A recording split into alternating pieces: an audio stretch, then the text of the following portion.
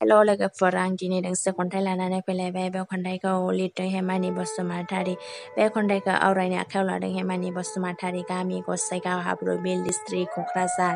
खन्थाइनि मुं धोनि नखर होननानै जों गोग्गानो नाङा देखायनो नाङा बयबो मानसि गोरिबा गोरिबै थाया थाखा फैसाखौ लानानै गोग्गानो नाङा बिमा बिफानि थाखाखौ लानानै जों बयबो दुगा जानो नाङा फैसा दं होननानै ओरैनो दैयाव गारनो नाङा थाखा फैसा दान दं दानो गैया जेबो बुंसोनो हाया बेखायनो जों थाखा फैसाखौ अनसि बाहायनो सोलोंदो जों अननो रोङाबा फैसायाबो थानाय नङा अननो सोलोंदो जों बयबो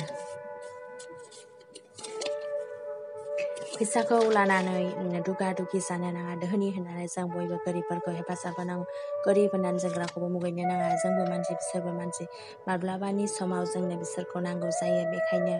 जों बयबो अननो रोंनांगौ धोनि नखर होननानै सोरबा गोरिब नखरनि मानसिखौ लासिं खालामनो नाङा बिसोर गोरिब थेवबो जों बिसोरखौ जेबो बुंनो नाङा जों बयबो गोरोबनो सोलोंनांगौ